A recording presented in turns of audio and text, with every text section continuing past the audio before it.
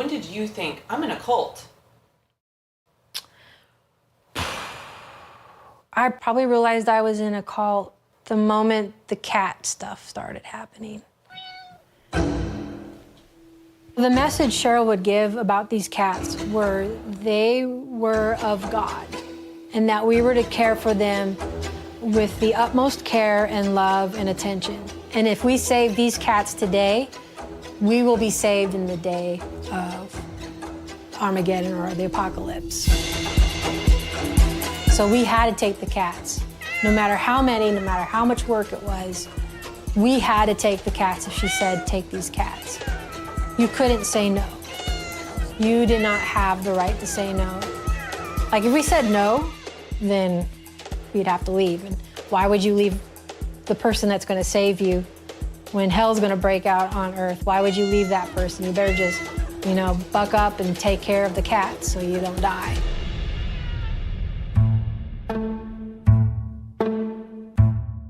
This is a story about family, faith, and felines. In the Pacific Northwest, a Pentecostal-style preacher How deep has the covenant cut in your hearts? manipulates her followers' emotions. The words she uses, the pulpit that she uses to draw people into her web, that's dangerous. How come I was such an idiot? Embraces bizarre beliefs Behold, the bride is Christ, as she is unveiled to come forth unto her power. She went from being a woman of God to a nutcase. Our homes were filled with cats. Cats, cats, cats, cats, cats. and moves to silence her doubters. One violent move, one severe cut, and Jesus' head snaps. She pounded it in my head that he's got to go. Cheryl wanted Mark killed. Remember, always think like Satan if you want to figure stuff out. I think once you start down the path of evil, there's no end to it.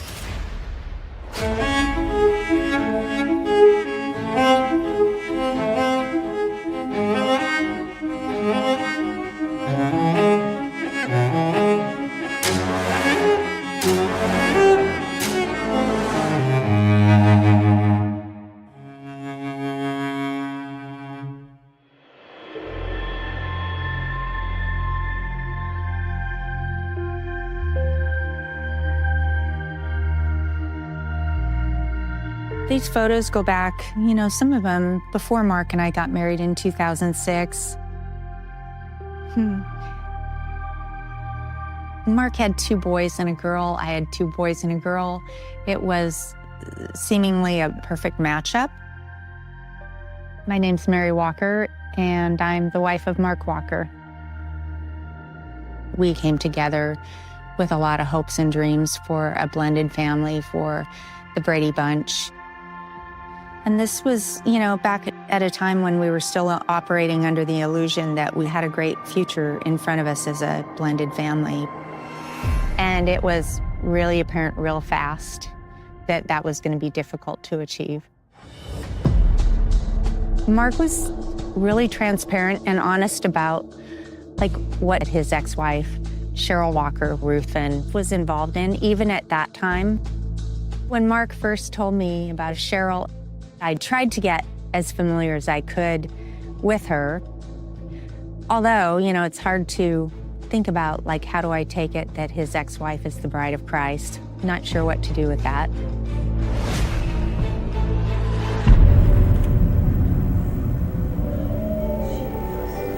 Behold the bride. Cheryl Walker Ruthven is a Pentecostal-style preacher based out of Bellingham, Washington. Her charismatic fire and brimstone-style preaching has attracted around 200 followers, and she's gained a reputation for pushing the boundaries of traditional faith.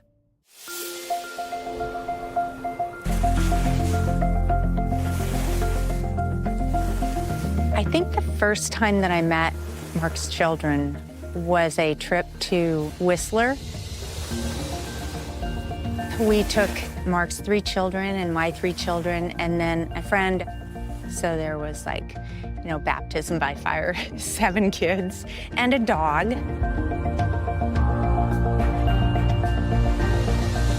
When I first met Cheryl, it was after that trip to Whistler. When we got to the house, Cheryl was already in the driveway waiting for us. And so we went into the house and started unloading suitcases out of the car. And all of a sudden, you know, Cheryl came in through that opened door. And she's in the living room. And I just remember standing in the kitchen thinking that Cheryl was a bit of a threat. Mark and Cheryl divorced in 2004. The settlement resulted in 50-50 joint custody of the children, but eventually the children spent more and more time with Cheryl. Now, in 2008, Mark's continued presence in the lives of the children is a source of frustration for Cheryl. Mark never bowed the knee to what Cheryl wanted. And Cheryl wanted to be the prophet, the pastor, and he was to be the subservient one, the one to uplift and allow her to follow God's calling in her ministry. So when he did not do that and he called her out on her, she was angry. And not only did he call her out on her, he divorced her and he fought for his rights for visitation with his kids. She did not want him to have any part of their lives or her life. One violent move, one severe cut, and Jesus' head snaps. And she has his attention. She was always trying to put herself out there as a victim of Mark. She was telling her congregation that he was manifesting demons, that he was a devil named Baphomet, and that I was a reincarnated temple whore named Ashra. Desperate people do desperate things. She despised Mark. She thought he was of the devil. And at the time, anybody in that inner circle, she would tell us he needs to die. That for her to go forward with what God's calling her to do, he had to die. So I remember in these smaller groups of prayer circles praying for his death. So I did that, and I'm very ashamed of it now. But back then, I thought he was evil and that he needed to go. In 2008, a new member enters Cheryl's community, a man from New Mexico named Rick Madrid. And almost immediately, he sticks out from the rest of the congregation. I'm a heathen kind of guy, you know what I mean? I'm just a guy. I ride motorcycles, and I grew up on horses and horseback, and I'm one of those guys. I drink beer, and I fight. So Rick Madrid visited the church as a guest, and Cheryl was on him really quick, love bombing him, prophesying over these great prophecies. He had this reputation as kind of a bad boy, and there was a seduction that happened. She's nice looking, so there was a physical attraction as well as, you know, this good girl that she proclaimed to be. And when her and I would be together, when we were together, I mean, I would have visions. And there was some weird stuff going on. I mean, there was times where her and I, we were making love, and I'd close my eyes, and we were floating down a river, and we were going under the water and in and out, down waterfalls. She got stronger and stronger the longer I was with her. She is something. I don't know what that is, but she is something. He was seduced by her, and he ended up moving up to Bellingham, moved into the home, and then they married. Everybody would walk around the church and proclaim how Mark is going to die. How she explained it was a spiritual thing. And I was the new spiritual father and the spiritual husband. I really thought that he was just going to fall over dead. I really did.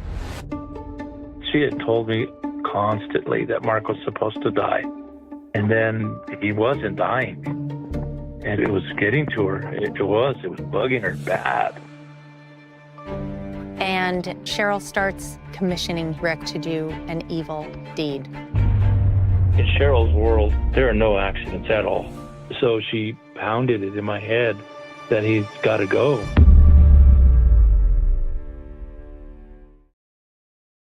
What will you do to attract my attention?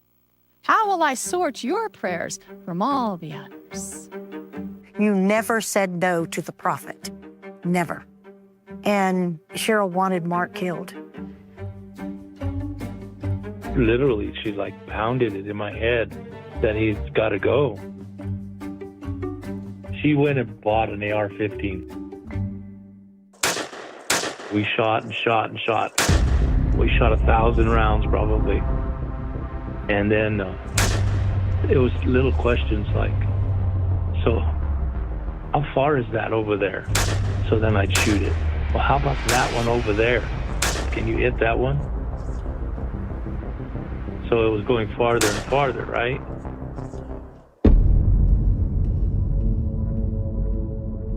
Mark and I lived here for 10 years. Rick Madrid was here several times. Cheryl was with him in the car. She was sitting next to him. She was probably taking him through the layout of our home.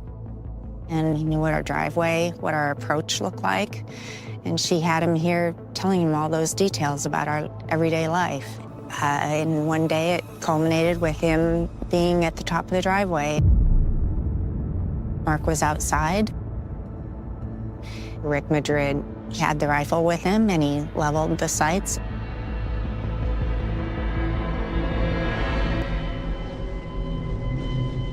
So I went down there one day and I sat down the road from his house.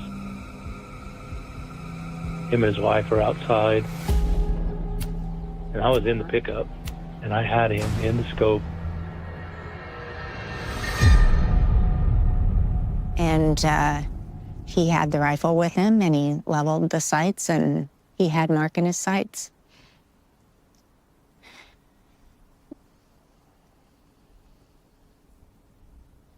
And he had a God moment. Yes. And he decided not to pull the trigger. And we're certainly glad he did. Yes.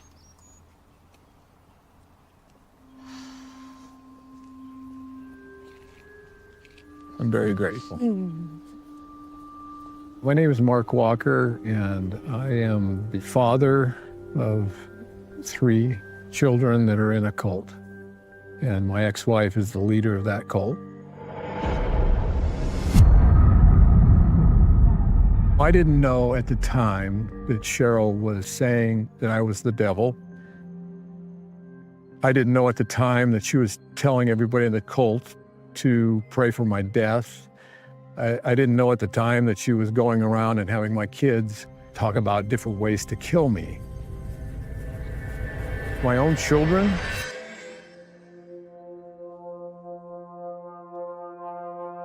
I don't want to believe that my kids are evil, but they might be. I think once you start down the path of evil, there's no end to it. The way I think about it now is it's ridiculous, man. I would never have gone to do something like that. I know that I was manipulated. The guys in her church were soft-spoken. They have no balls. They're not men. And then when she met me, I was different. So she kind of had an idea of the kind of guy I am. I think she had planned it all along. What do you think stopped you? Had to be God. When I put the rifle down and I drove away, I just knew that God had intervened. Now, there's something to keep in mind. Mark did not learn about this attempt on his life for several years, and he never reported it to the police. So any fallout about this alleged murder plot, at this point, it's just between Cheryl and Rick. When I went home, I said, if Mark Walker is supposed to die, why did God just intervene and save his life? Explain that to me, Prophet. Oh, you're more full of than a Christmas turkey, I told her. But I could have easily taken him out. And because I didn't, Cheryl threw me out. If there ever was time of criticism against Cheryl, she would nip it in the bud as fast as she could. She publicly humiliated people all the time. If you spoke illy about her and she found out, she would admonish you in front of everybody and embarrass you. I watched her humiliate men in front of their wives by making false accusations.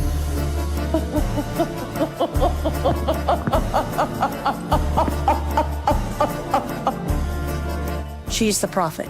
When you say no to the prophet, you suffer the consequences. If you did not do what Cheryl wanted you to do, especially something of that magnitude, you could pretty much count losing your life.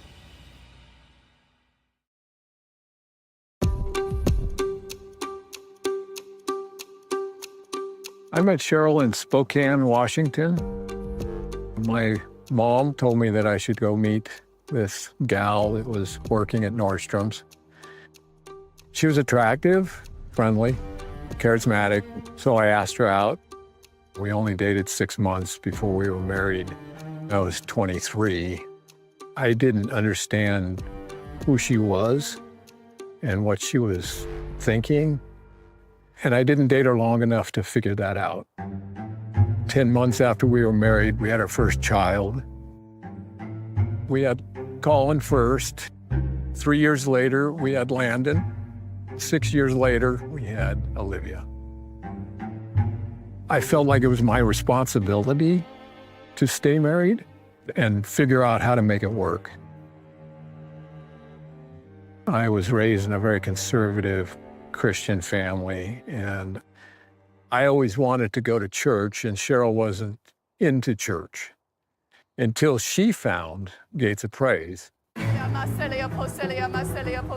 At Gates of Praise, you would see things like people speaking in tongues,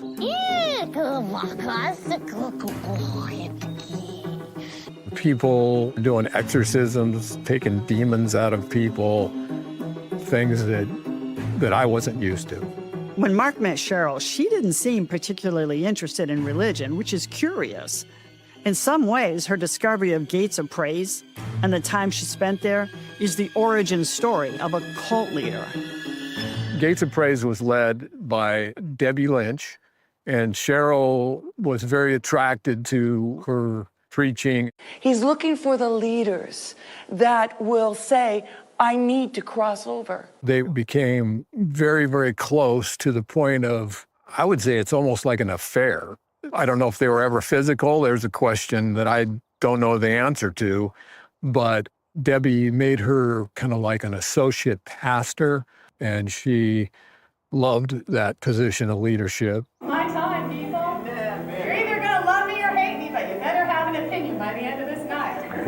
Amen? Listening to her sermons, it's clear that Cheryl relished the attention of her congregants and found her power to be intoxicating. In 2001, she split with Debbie Lynch and established her own small church called Freedom Fire Ministries. Cheryl had no training to be a pastor. She'd never read the Bible, barely.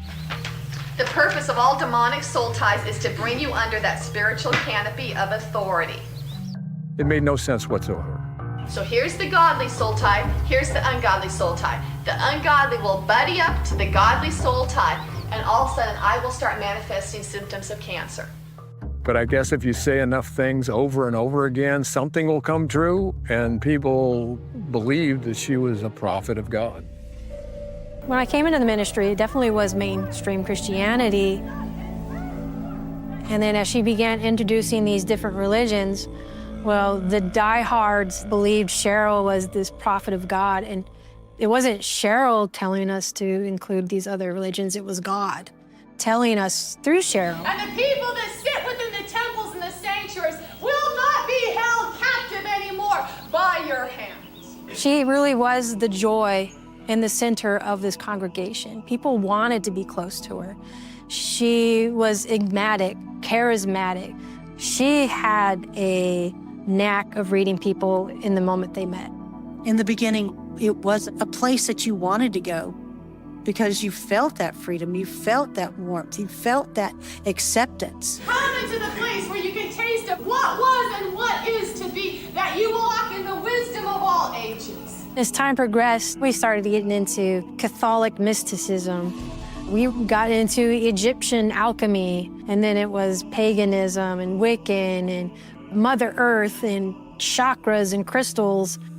There was a lot of talk about the end times. There was definitely this sense of dread, and something bad was about to happen. And we had, our only salvation was following Cheryl.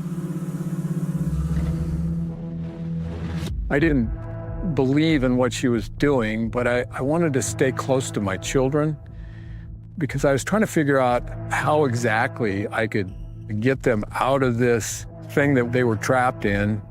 But in a cult situation, you can't have any dissension. So anybody that doesn't believe has to be separated and culled from the group. She decided, well, I'll use the police to get rid of Mark. Cheryl accused me of pushing her. I didn't touch Cheryl. I spent a night in jail. And that's actually the night I said, okay, I have to call my divorce attorney. I got to get out of this. Whatcom County dropped the charges against Mark because there was no evidence to support Cheryl's claim he was violent. Even so, it appears Cheryl has cunningly manipulated the criminal justice system to get the result she desired. During the divorce, it was taught that I should never say anything negative about Cheryl in front of the kids. So what I tried to do is just love the kids. I tried to be dad to the kids. And then you find out that Cheryl was telling them to pray for my death, was telling them at dinner to go around the table and figure out ways to kill me. I was being a nice person. And it was very frustrating because I could see that I was losing. I didn't know what to do about it. When the divorce was finalized, the custody arrangement was in fact a 50-50 split. And as Mark feared, it created a permanent fracture in his relationship with his kids. For Cheryl, sowing family division is part of a pattern.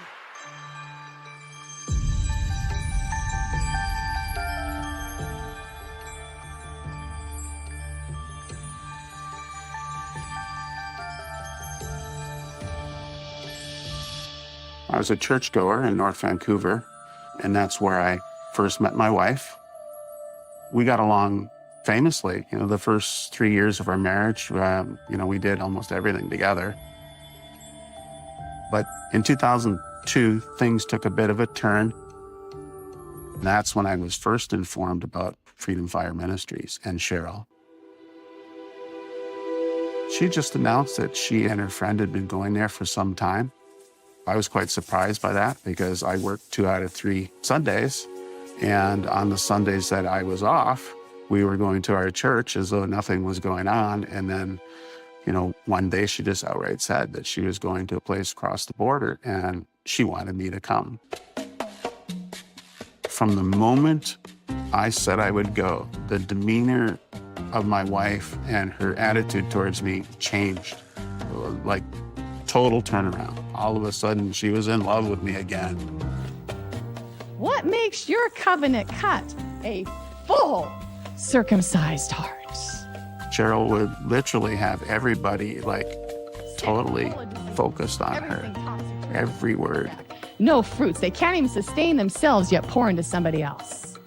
How come, people? That was her favorite thing. Come on, people. How much would you cast in, people? On one occasion, I was there, and she had a pitcher of water and a new box of salt. She walks up to it, pours the salt into the water, stirs it up, and says, I need everybody to come up and drink of this salt water to purify, our souls or something along those lines. I can't help but think back in my mind about the Jonestown experience and how Jim Jones had run many trial runs prior to the poisoning of all his people that had followed him. Jim Jones was a Messianic American cult leader in the 1970s who convinced followers, including women and children, to drink fruit punch laced with cyanide. The mass suicide resulted in the deaths of 900 people, including Jones himself. So this little saltwater communion that Rod observes is incredibly alarming. This was a trial run.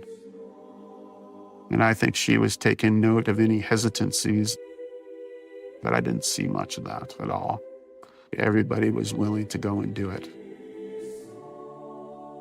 My wife has now been there for at least a year, maybe longer, and my children exposed under this crazy ranting and raving about end times. I can just picture my wife ushering my children up to the Kool-Aid and hear her drink. Yeah, I was scared.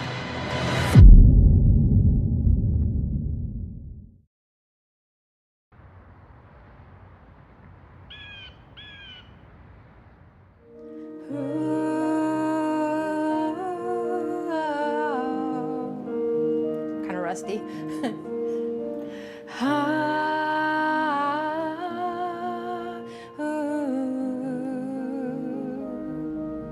I was born into a Christian home. At a very young age, I knew I had to hide my true self.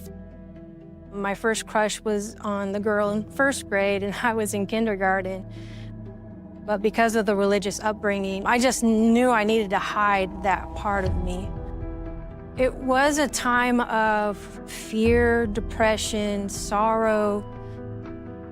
I would constantly be at the altar trying to pray the gay away. When I was 17 years old, I decided I'm going to teach myself to play the piano. I very much felt like everything was spiritual, everything was from God. So this gift of music was from God.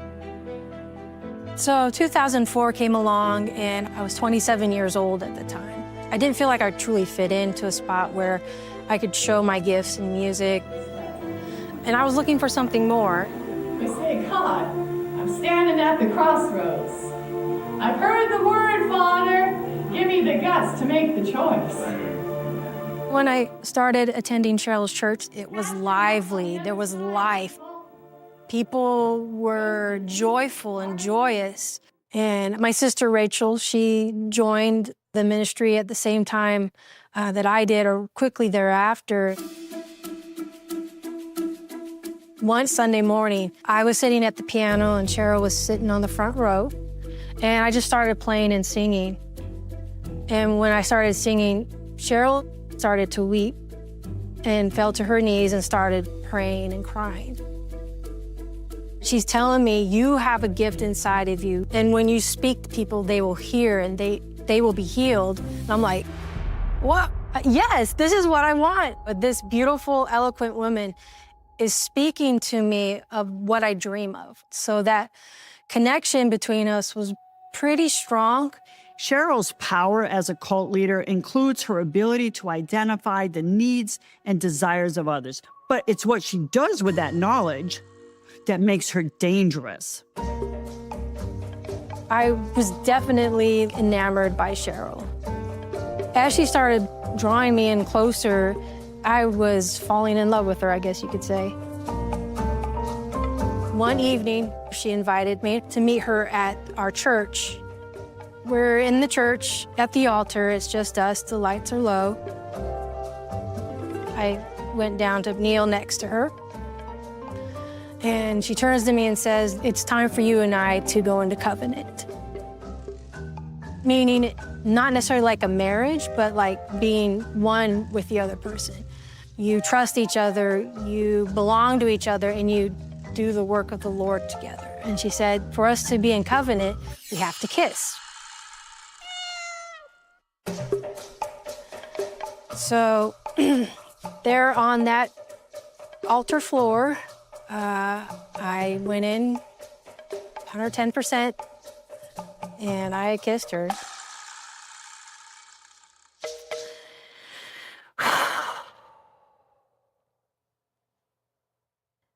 This is hard to talk about.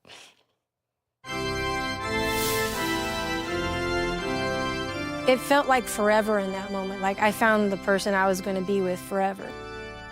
There were times she would tell me, now what you and I have, this isn't homosexual. This is from God. But there would be services where she would preach against homosexuality. Then a couple nights later, like, yeah, we're banging. I would say there probably was some conflict in my heart on that, but I was ready to lie my face off because I finally had what I wanted in a relationship with another woman. It was magical for those first 4 months. And then things changed. She had me in her bedroom and we're sitting on her bed and she says, this part is over. This part is done. We are no longer together like that. Everything went into like this whirlwind of heartbreak and I was crushed. I was in love with her. I was in the worst place in my life I have ever been in. When I look back at Cheryl pursuing me, I think it was about the music. I think it was about me bringing that extra oomph to what her ministry was through music.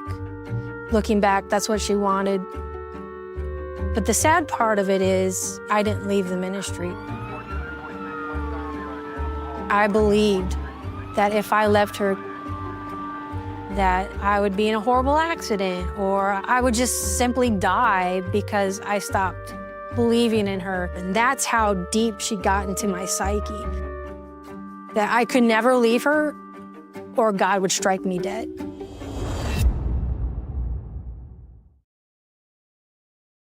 I'd like you to tell me what you hear.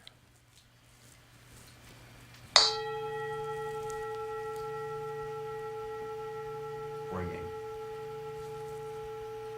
It's not done yet. My name is Sanjan. I met Cheryl online on Spiritual Singles in June of 2009. She had her own church, about 100 to 125 people in her congregation in 2009 when I was involved with her. She was well kept, the family was well kept. She looked good in lingerie.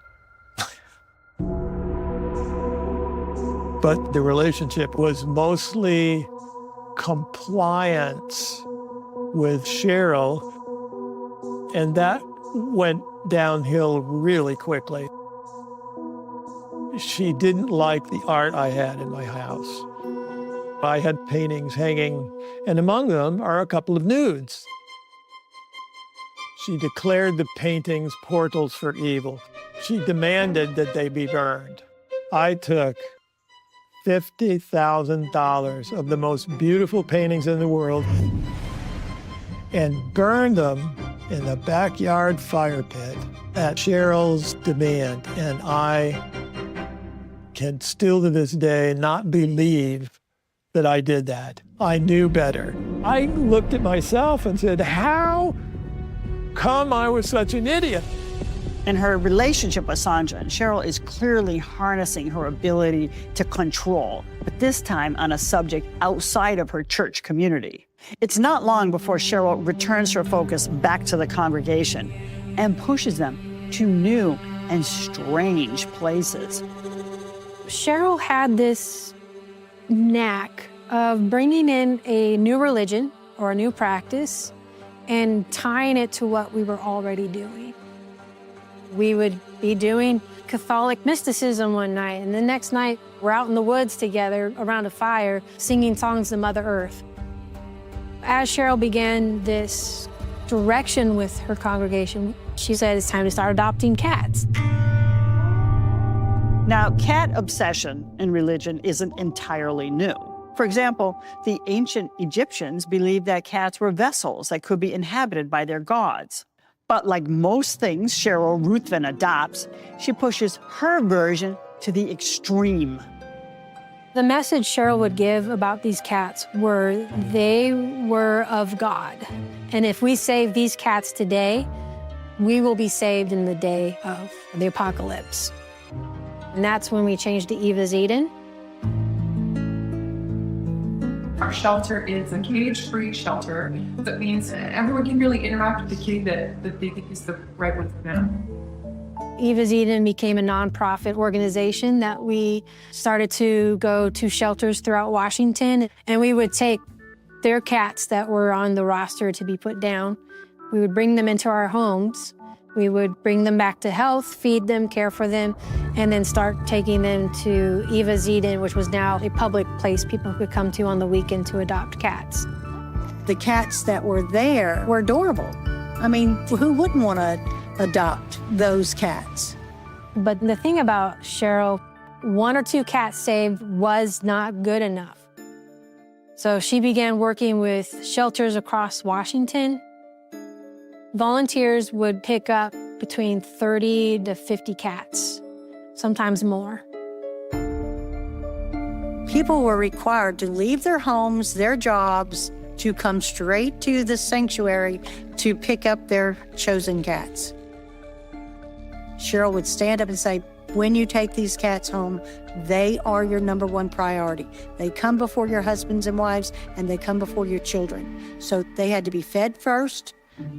All their areas had to be clean and spotless before you could even have breakfast and then get your children off for school. And then she made it a competition. She would say, well, they've got 35. Why can't y'all step up? Y'all need to step up. You have 20 cats in one room and the other 25 roaming your house. We had litter boxes literally in our living room, our dining room. It was disgusting. You could never keep the litter boxes clean. Have you ever smelt of a litter box that had not been cleaned in days or weeks? Well, multiply that about 100 times, and that's what your house smells like. I was pretty much a basket case. I was short-tempered. I cried a lot. I had a lot of meltdowns. When these cats came, if we said no, Cheryl would publicly humiliate you. I have examples of people being exiled from the church when they disobeyed her. They lost their jobs. They lost their housing. They lost their footing. I can't tell you how. She just had the connections. What's your best? What do you treasure? The cats were important to Cheryl because they were to be the vessels that would save all of us, I guess. The cats would eventually turn into a human. I don't know how to put it in words because it doesn't make sense. She went from being a woman of God And God is really trying to teach us. We love the person, but we don't like the spirits. to a nutcase. Our killing is a death spirit. He's very powerful. And so that's what you're sensing. He's on his way. I would go home and say to my husband, Ricky, I cannot do this. I don't care if she's called a prophet. I don't care if she's the one. I will never put Cheryl over you. And I will never put Cheryl over God. When I shared that with Ricky, he's like, we've got to get out of this, Connie. How deep has the covenant cut in your hearts? The demands that Cheryl is placing on these families are outrageous. The only bonds that they have left are to each other, to their loved ones. Cheryl is really testing their devotion to her. One of the questions I have is, what will Cheryl do if they finally break? I went to my friend's house. She opened the door and I just fell apart. And I said, I'm done. I can't do this anymore. My kids have to come first, not the cats. My friend held me tight, let me cry. But I didn't even get home 15 minutes before there was a knock on the door because she had already told Cheryl everything that I had shared with her. Everything. This is evil. You have to have permission for everything. You can't leave. You can't go anywhere. You have to be approved by the prophet. And I knew that Cheryl would publicly humiliate our family, humiliate our children, do things that our kids could possibly never get past. I wasn't willing to let my children be humiliated. Never. Cheryl's control over her followers is powerful enough that members are policing each other on her behalf. So you have to wonder, how much worse will it get?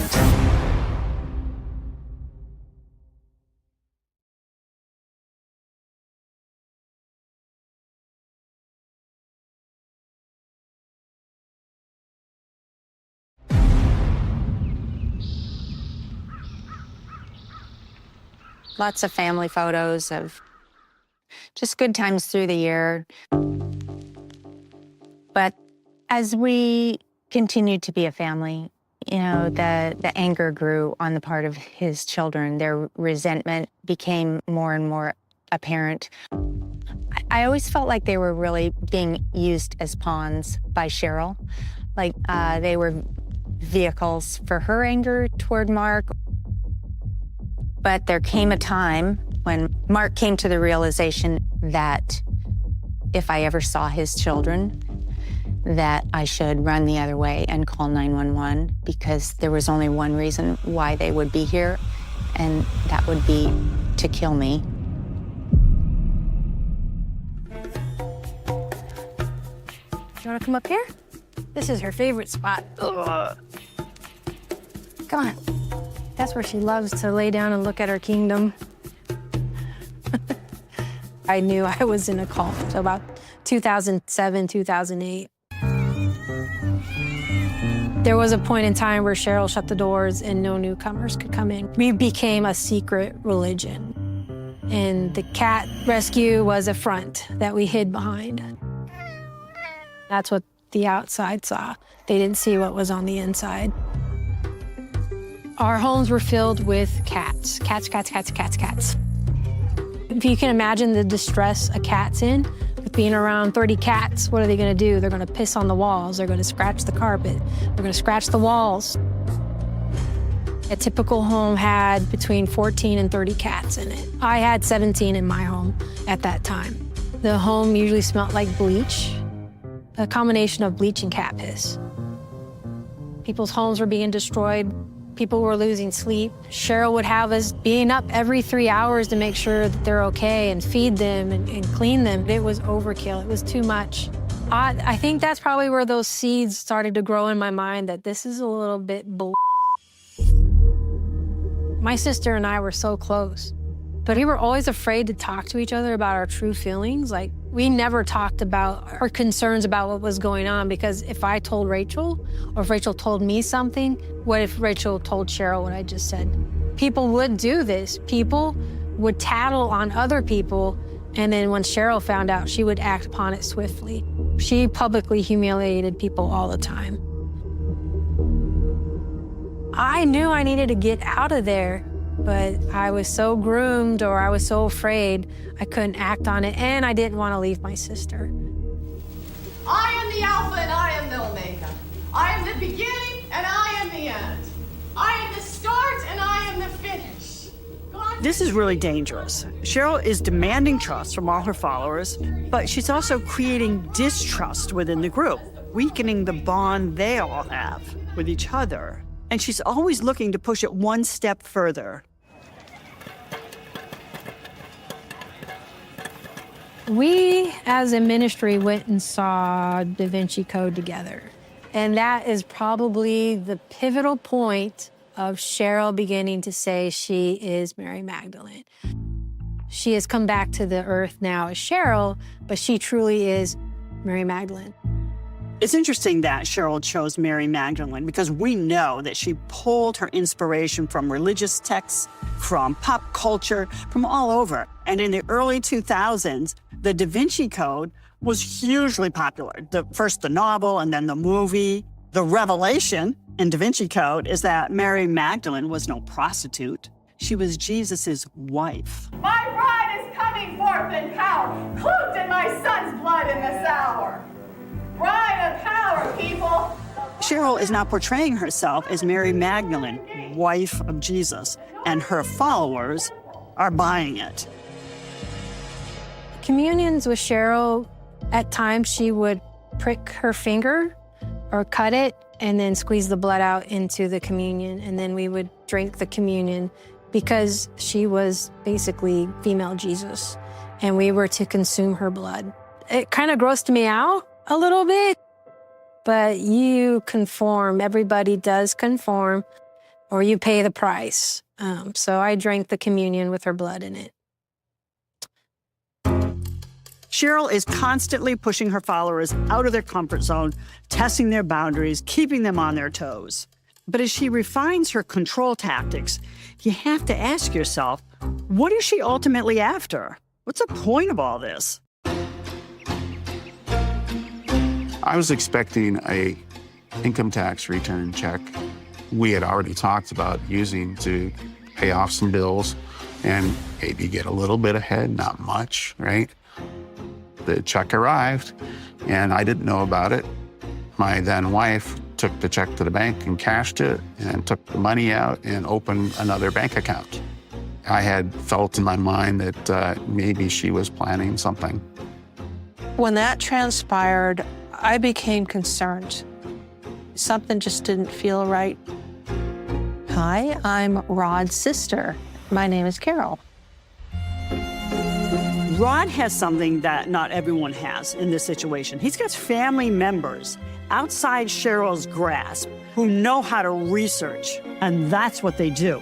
His sister Carol compiles a file of all sorts of correspondence with Cheryl, thinking maybe we're going to need this down the road. What happened next was what happened in September when my brother, out of the blue, was given an ultimatum. She came up to me and said, you know, I have until the September 24th to submit to Cheryl and her teaching leadership. I believe she actually called it leadership, and turn over the family finances to my wife, or she was going to leave with the children.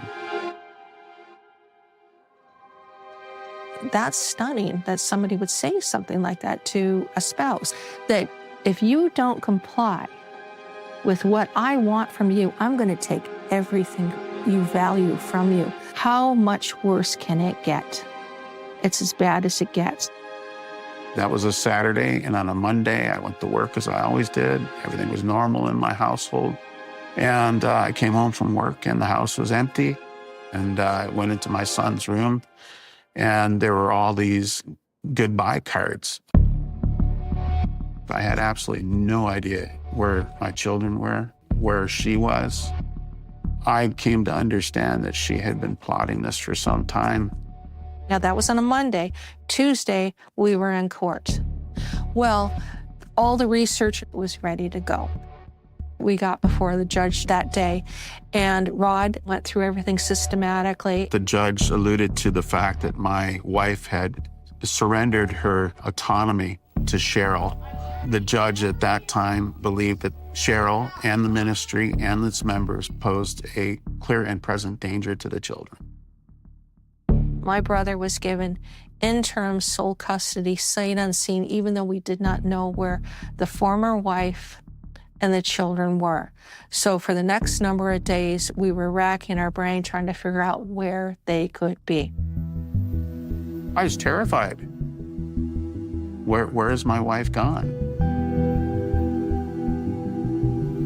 If she made it across the border, they're going to hide her. And who knows where? Am I ever going to see my kids again? You know, my worst fears had come to fruition.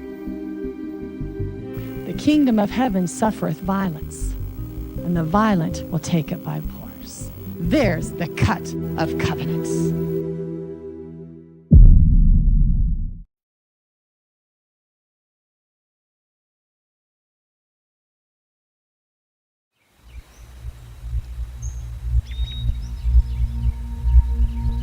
My wife was gone.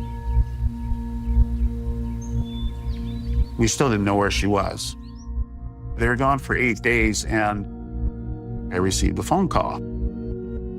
And she said she was going to return the children to me because the court had ordered her to do so. So the children are with Rod, and for 6 months, Rod and his wife attended marriage counseling with a minister whose focus was on reconciliation. My wife declared in this counseling that she was no longer going to Freedom Fire and that she had returned to the church where she and I had met. I ultimately believed that she had left because, 6 months had gone by. Every sign had showed that she was not attending there. We would go to the court and announce that we were forgoing divorce and that we were going to return together as a family. Now, there's another element to this plan.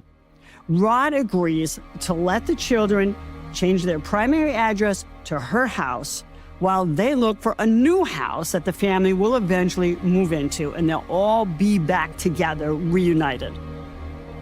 But it doesn't turn out the way Rod expected. I remember her sitting in a lounge chair in her backyard, and I went to talk to her, and she said, I've been going to Freedom Fire the whole time. I've now established status quo with the children here, and I'm keeping them with me. It totally blew my mind. Everything was going in the right direction. My family was about to be restored, and now it was all a dream. I was financially broken, emotionally broken, and I did not have the means to fight. She has deceived him. She's tricked him into getting the kids because she knows that now that the kids, with his consent or with her, it's going to make it that much harder to unwind it and for him to get the kids back. Now, the financial angle to Rod's situation is interesting. It sure seems that Cheryl and his wife intended to shake him down. But if you look more closely, a pattern seems to emerge. It sure looks like Cheryl creates division among her followers and then exploits them for financial gain. Cheryl always spent more than I made, and I made a pretty good living. In the divorce settlement, if you calculate everything that I gave her in that package, it added up to about $750,000.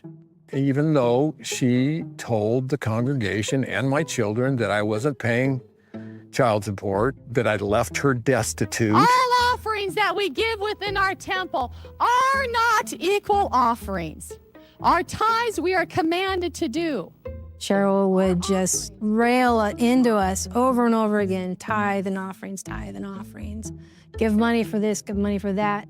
I definitely gave above and beyond. When I did cash out on my ESOP with the company I was with, I had about $100,000 in my pocket, and I would say at least half of it went to Cheryl. But money wasn't truly going to where she said it was going. It was to better enhance her and her family's lives. Cheryl had millions. We barely had thousands.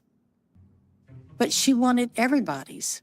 In 2009, we adopted our 6th kid. That particular year, the Internal Revenue, they were paying adoptive families monies back, especially if you were adopting special needs children. We ended up with the refund being $28,000. We gave her $7,000 of it, not to mention the amounts of money that we gave toward the cats.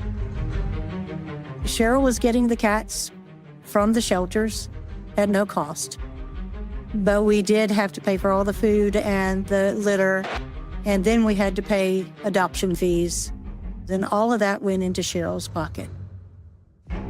Each cat was no less than $75. And even if you adopted 2, you still didn't really get a break. You still had to pay $150. We would have to buy particular cat food, the particular cat litter, and we had to buy it from Cheryl. Cheryl bought it in lots, and then we were required to buy it from Eva Zedin. It was actually very costly. And, you know, for us to find out later on that the monies that we were giving was going for her to have plastic surgery, breast implants, and increase her woman size or whatever, it hurt me. This is unbelievable. She is a consummate grifter. With 150 followers, each household has at least 20 to 30 cats. It seems like she's making probably hundreds of thousands of dollars off the backs of her followers. It's almost like this twisted parasitic game. Once she has a follower compliant, she's going to extract all the value she can. And the key to compliance is to separate her followers from the people that give them strength. You divide and you conquer. You divide, you conquer. It goes on and on. And the blood came from the mercy seat, and it bubbled and it came down. The sacrifice. You were family until you weren't. She wanted us separated. I think that if she had her way, she would have separated Ricky and I. And Ricky did speak that one time. He's like, I feel like she's trying to tear us apart, and I don't understand why. He says, I believed that she was real in the beginning, but if she's a real, true prophet of God, why is she trying to separate us? We were getting phone calls about my father-in-law and how he had been diagnosed with Alzheimer's and how we needed to get home if we wanted to have any time with Dad. And so I know it may sound awful, but we used that, and we didn't let anybody say no. We took a trip. We come all the way down to Louisiana. I could actually tell you the date. It was July 5th, 2012. We drove out of Bellingham, Washington. It was truly a freedom. And it wasn't until after we got out that she figured out that we were not standing behind her. We did not tell Cheryl exactly where we were going. It was for our own protection. I know they still were rough a little bit after we moved to Louisiana, but they weren't as rough as they were in Washington. And we didn't adopt you so that you'd have a miserable life. We adopted you so you could have a good life. My name is Faith Hughes, and I am Connie Gibbs' daughter. I was adopted at the age of 6, so when we left Washington, I think I was 12. I think if we did not leave, I don't know what would have happened to our family, but I don't think that we would probably be together. I don't think we would be together now either, if we hadn't left. You understand the danger that we were in the middle of? Just so. I guess that's where I should tell you I'm sorry.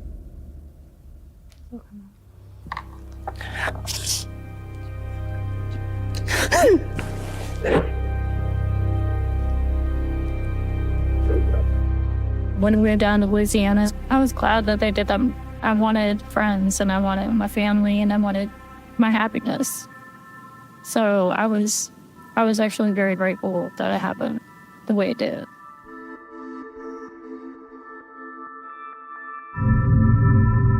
I was Olivia's 18th birthday. I had lunch with her the Wednesday before her birthday, and I told her that I wanted to give her a present and that I wanted to see her on her birthday. And so I was surprised on her birthday when I couldn't get a hold of her and her phone was dead. So then I tried Cheryl's phone, and it was dead. And then I tried the boys' phone, and they were dead. And so I thought, well, I better go out to the house and see what's going on.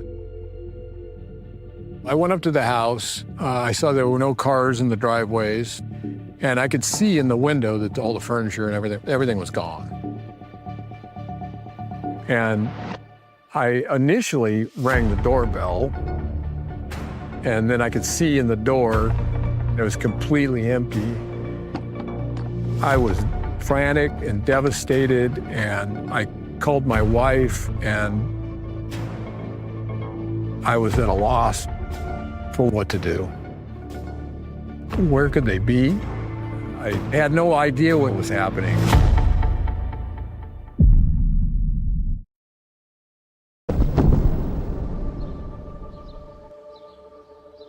Cheryl's move was based on her youngest daughter, Olivia, turning 18. Midnight of that night, all phones that they had were turned off. All phone numbers that Mark Walker had ceased to exist, and they traveled to Tennessee that night. Cheryl told all of us in church services, lie to leave. So the kids were lying to their father. He had no clue. Just one day they were gone. Prior to Olivia becoming 18, there was a parenting plan that said that we'd share 50-50 custody until she was 18 and graduated from high school. So I then went to the school, and I got to the school, to the counselor, and the counselor said, oh, didn't you know that she graduated early, that she graduated a month ago? At that point, I knew that they were gone, and I was never going to see my kids again. I really feel it was because Cheryl wanted to give it to him. She wanted to teach him a lesson that would break his heart in two. She succeeded in doing a very cruel thing to him. It's painful. I mean, it's painful at the time. It's painful now. The question is, what should I do about it, or what could I do about it? I wish I had the answer to that. I really do. Everything indicates that Cheryl had been planning this move for years, and that she felt Mark's presence in the life of their children was a constraint on her spiritual ambitions. I mean, she allegedly tried to have the guy killed, for goodness sake. Now that she's escaped the watchful eye of her nemesis, what's next? What does she plan to do? Do you not know that I am perfecting you in this? That I am creating something so beautiful? Something that I wish to call forth with such a power in this hour, but it only comes by the hand of some. As we were preparing to move, Cheryl said, you don't tell anybody you're moving because of me or the cats. I was going to caravan with this family that was driving this bus for Cheryl. And in the bus was cats, chickens, guns, and gold. We were moving all the precious items for Cheryl. It was so shady. What kind of guns? So the guns were in the long cases. So whatever kind of gun you would hold like this. I was in turmoil. I was lying to my parents about why I was moving.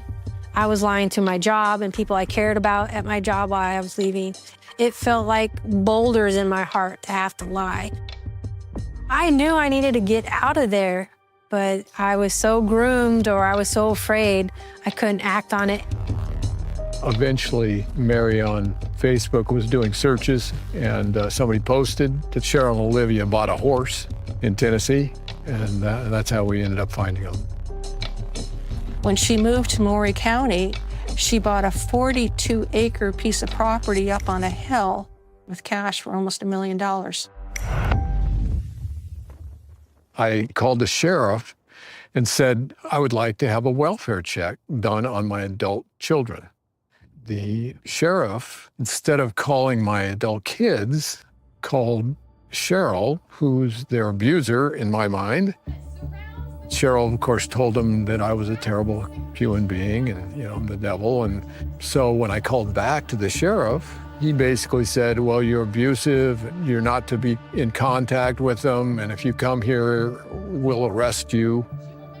When I found that out, that really pissed me off. Why would a man who's a law enforcement officer make a call like that? My guess was he saw the voluptuousness of her top end. I could be wrong, sorry to his wife, but they were bowling balls in a tight sweater. Now, remember when Rod got that court order that prevented his ex-wife from taking the children and moving into the United States? Well, because of that court order, his ex-wife and children could not move with Cheryl to Tennessee. But they did continue to follow her from afar. I knew that my former wife, given the opportunity, would pick up, drop everything, and go to wherever Cheryl would go. She was so locked into everything Cheryl presented to her. Unfortunately, my children today are still, through their mom and her connection, still with Cheryl, under her control. What would you say to anyone who's watching who still follows Cheryl?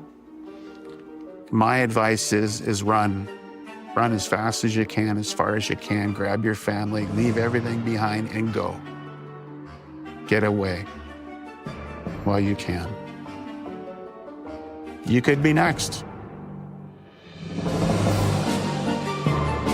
The words she uses, the pulpit that she uses, the power she invests upon herself to suggest that she's God here on earth, and to utilize even her sexuality to draw people into her web. That's dangerous. I've heard people say, oh, she's done so much for me. I have to ask, what has she done for you?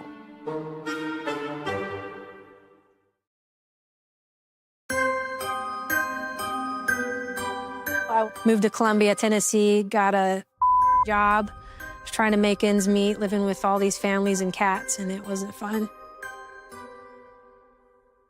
I wanted out of her control. I wanted out of this ministry. I wanted to live my life and be me. So I produced music. I met another musician, and we clicked right away. And I began to confide in her this hell that I was living in, and I don't know how to get out. Where do I go? You know, I've got 14 cats still in my care, and she says, just move in with me. Just leave, and we'll make it work. She gave me the courage to leave. I came out to my sister and said, Rachel, this is the relationship I had with Cheryl. We had an intimate relationship, and I'm gay, and I met another woman, and I've fallen in love with her, and I'm leaving the cult. And my sister cried, and I cried, and we finally were able to tell each other all the painful things that we went through under Cheryl. Mary's experience perfectly illustrates why cult leaders like Cheryl isolate their followers, because social interactions are the biggest threat to their influence. Sometimes all it takes is one ally. It could be a friend or it could be a family member to empower, to convince the follower to just walk away. I said, Cheryl, I met someone online. I've fallen in love with her, and I'm leaving to live with her. I'm done. She started love bombing me again. She would send me these letters, emails of how much she cares for me and that she needs me in her life, and please don't leave. And I said, no, I need to go. I've seen other people walk away from her and she turned nasty and vindictive. She was not that way with me. The next day or two, I got a call from her strongman, the Muscles, saying, you need to destroy everything you have, pictures, songs, videos, you destroy it right now. And I was so desperate to get out of her claws. I was like, fine, I don't care, I'll delete everything. And I did, and I regret it. I should have just said I would. And no, I deleted almost everything. The reason why I think she was much softer with me is because she's afraid of what I'm doing right now. I'm talking about my story, and I'm stepping up to say, this is what happened. After we became aware that Cheryl might have commissioned a hitman to kill us, we decided that the best defense is a strong offense. As soon as I found out where they were, I put up the Facebook page, Is There a Cult in Columbia, Tennessee? Just trying to make people aware of, the devil next door. And then it evolved into a vehicle for other people to tell their story. Mary Walker's online efforts draw the attention of a journalist who eventually publishes a long-form essay about Cheryl's ever-evolving cat-centric ministry. As the public in Columbia, Tennessee is becoming more aware that a despot lives among them, Cheryl's paranoia grows. I was home and, I had hoped that Cheryl had been long, but in the past, on a rare occasion, I decided to look up her name. And up comes this podcast. From Past Media, this is The Opportunist, a podcast about regular people who turn sinister. We shot and shot and shot.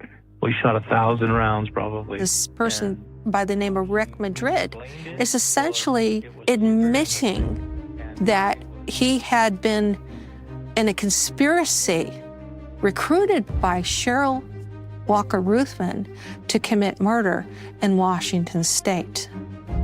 Now, keep in mind, while Cheryl's congregation knew who Rick Madrid was, prior to his appearance in this podcast, the alleged plot to murder Mark Walker was not widely known. I thought that her and I, once we consummated our marriage, that Mark was going to die. She had her whole church pray for Mark to die. The whole church. So she pounded it in my head that he's got to go. What Rick Madrid said in the tape, that's alleged. We don't know. But should it be investigated? Absolutely. Mark and Mary Walker did not learn about this alleged attempt on Mark's life for several years, and they never reported it to the police, so it's never been investigated properly. There are a lot of questions about this whole affair, so we tried to locate Rick Madrid, and we were surprised by what we found. Hello? Hi, is this Rick Madrid? No, Rick Madrid passed away a couple of years ago. Oh, he did? Yes, he did. He had sleep apnea, and they claimed, the doctors claimed that he just died in his sleep.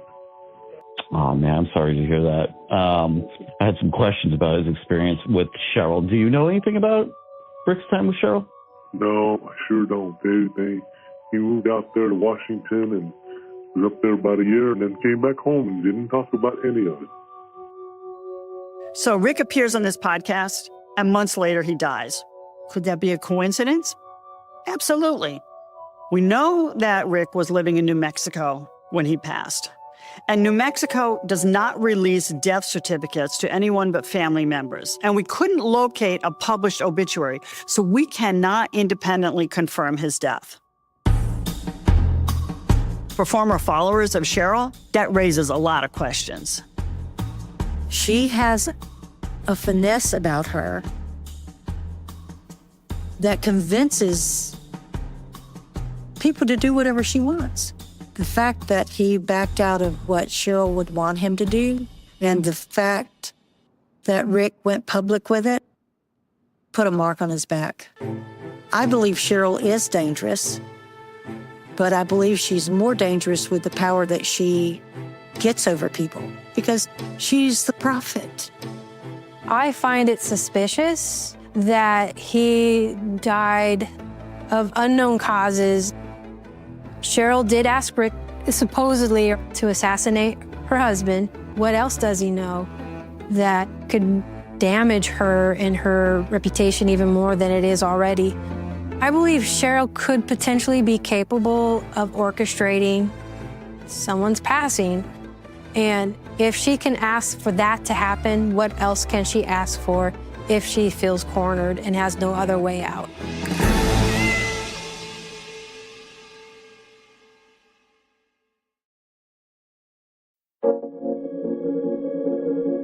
I got a message from one of the producers saying, is there any way that Rick Madrid may have passed away?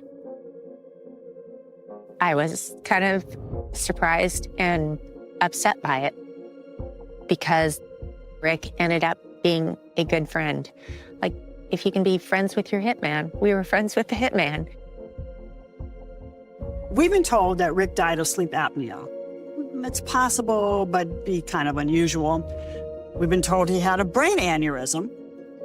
Some have suggested that Cheryl paid him off to disappear. But what is consistent is that everyone we've spoken with who knows Cheryl and heard of Rick's passing thinks his alleged death is suspicious. Right now, we're traveling into Bellingham from our home. I have an appointment with Rick Madrid's nephew, Randy. There's so many questions surrounding Rick's death. You know, like everybody that knows Cheryl knows what she's capable of. We're concerned for Rick because, you know, there's questions like, did he die of natural causes? Was he killed? Was he killed by somebody under the influence of Cheryl? And I'm hoping that Randy can answer some of them. Yeah, I'm gonna grab this. Hey, Randy! Okay, so hide the camera. Hide the camera, I'm going back in.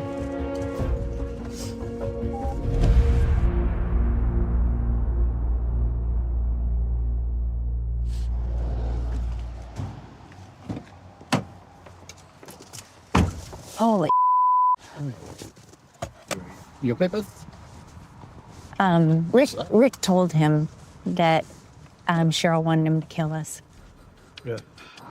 So I just got done speaking with Randy and confirmed everything that Rick had told me on the phone back in 2016. Well, yeah, and it wasn't just Mark. He said, you know, that Cheryl wanted him to kill Mark, myself, and our whole family. Now, Rick obviously spoke about the attempt on Mark's life on a podcast, but this is new. We did not know that Rick was allegedly tasked with killing Mark's entire family. He knew that Rick has passed away, but he is not sure how he passed away. He's heard several stories from his family,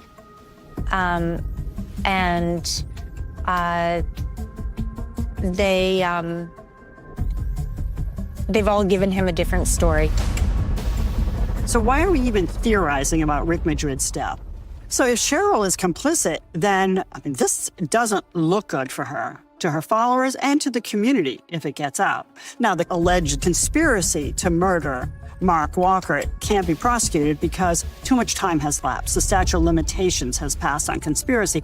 However, there is an angle investigators might consider when examining Cheryl Ruthven and her cat cult. It's not the most eye-catching of crimes, but it has brought down some of the nation's most notorious criminals. People have asked me in the past, like, what Cheryl is about and what motivates Cheryl. And I think the easiest, shortest answer for that is money. If Cheryl's doing anything illegal, it would be with money. Pilfering money from her followers, not paying taxes on it, and putting it into an offshore account. I would say follow the money. People who spent a lot of time in the home thought that there was no delineation between personal, ministry, cat rescue.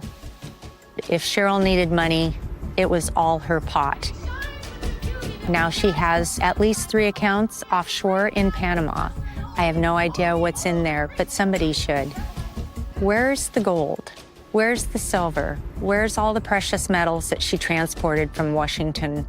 There's so many question marks, and I still have all those question marks as we sit here today. Like, why isn't anybody looking at Cheryl Ruthven?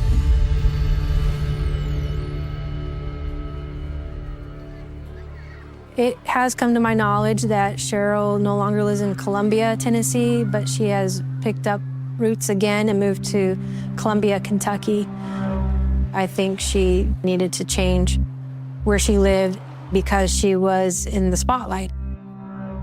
From what I understand, they've started a new rescue, so it's no longer Eva Zeden, it's Da Vinci's Dream. And now it's not only cats, but now they're inclusive of dogs. My guess is, again, they're hiding behind another animal rescue. Tax evasion and financial fraud are crimes that are prosecuted at the state and federal levels.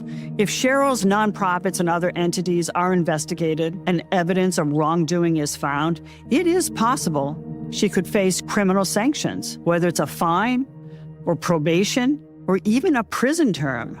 In the end, any sanction imposed would pale in comparison to the pain and suffering Cheryl Ruthven has wrought on those families that she has torn apart.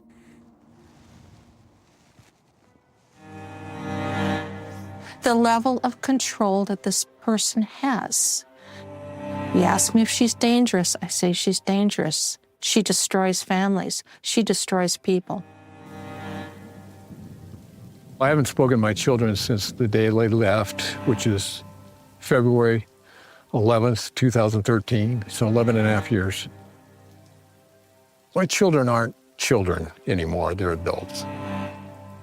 I told them even before they left that what they were going through was difficult and they'd be 30 before they figured it out. Well, they're 30 now. And I don't think they've figured it out yet.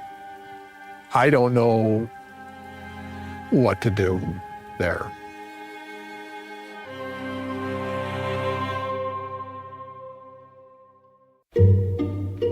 I am so thankful for that woman that gave me a place to land. But life happens. It wasn't meant to be with her. And I met the most incredible woman who is now my wife. She opened her heart and her family, and I have a stepdaughter now. And now I have a family, and I have this incredible career, and this beautiful home, and I didn't go crazy. I would say if anybody's listening to this that's still stuck in a very deep, dark place with someone who manipulates you and tells you if you leave, these bad things will happen to you, I promise you it won't. You will only find life and authenticity on the other side of those lies. I still like cats. I liked cats before Cheryl tortured us with them. As you can see on my shirt, I have Black Cat, a representative of my last eaten cat. Her name is Evie. So yes, I love cats. Cheryl doesn't own cats. She doesn't own their mystery or their, peculiar ways they make us laugh. And I still love them. I love cats.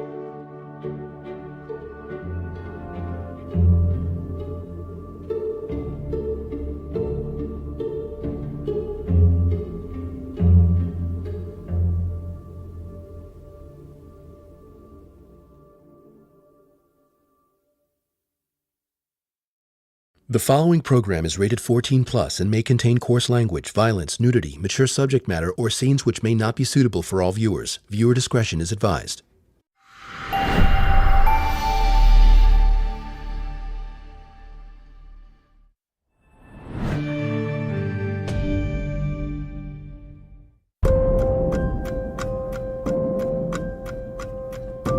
A brutal home invasion.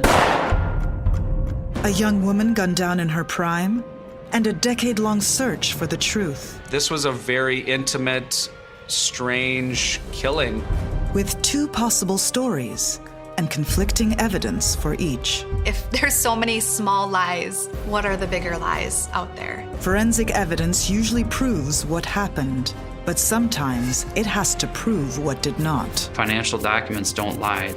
People lie. Oh my goodness, he tried to frame an innocent man for this. Every crime scene tells a story. It begins just after sunrise on a residential street in St. Paul, Minnesota.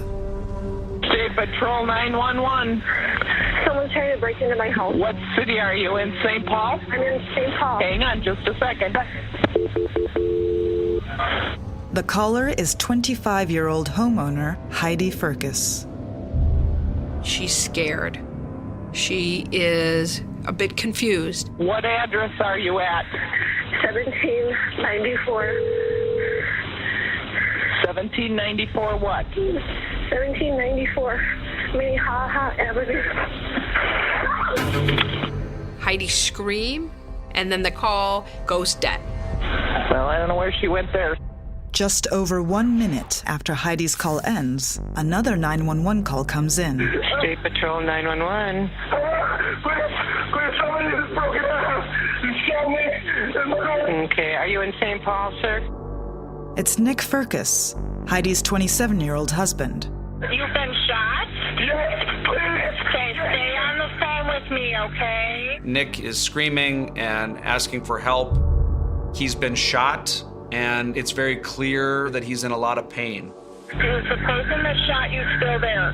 No. Okay, a deep breath and listen to me. What race was he? I don't know. Okay, do you remember what he was wearing? I don't know. Are you the only one that's injured? No, my wife, I think she's good. He says his wife has been shot. Nick? 911 stays on the phone with him while they dispatch police. And police arrive 6.5 minutes later. Okay, Nick, you can hang up the phone. House looks totally calm from the outside. They open the door and they can immediately smell the gunshot powder still in the air. In the kitchen, they see Heidi on the floor, on her back with Nick next to her. He's unable to walk.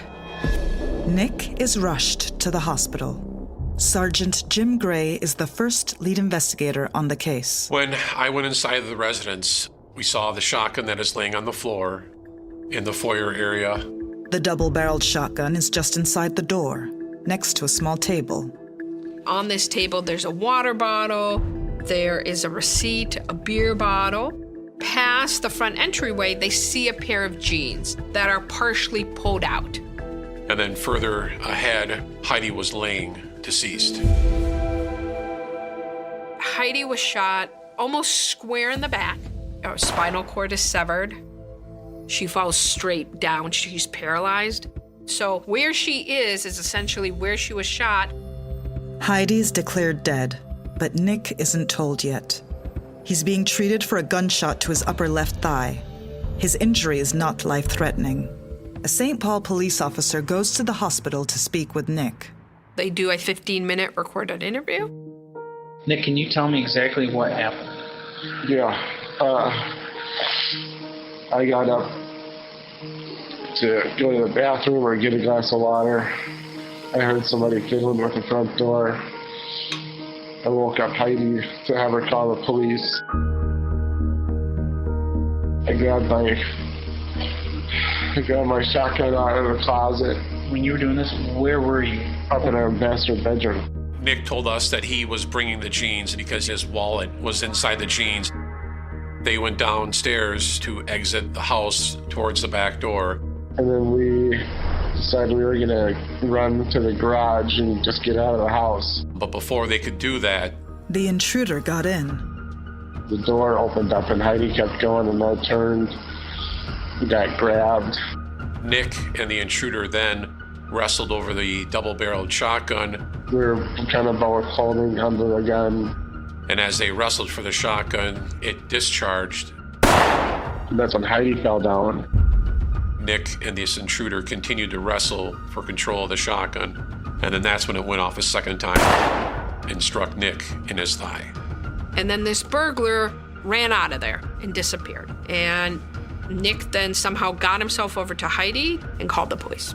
Can you describe who you saw? All I saw was a guy in a hooded sweatshirt, cold low, maybe sunglasses on or something. He might have been black, but I'm not 100% certain. Could you guess how tall he was? Over 6 feet. What else can you describe from him? Gloves. We did not have a lot of information about the intruder initially. The first officers really spent a lot of time trying to talk to neighbors, trying to see if anyone saw anything. But nobody reports seeing anything or anyone that morning. What is clear, the community's sense of shock, fear, and grief over Heidi Furcus's death. She was one of those people that brought so much positive energy and light into a room that people remember that and appreciated it. She was faith-filled, sounded like sunshine and happiness for all of those that were around her.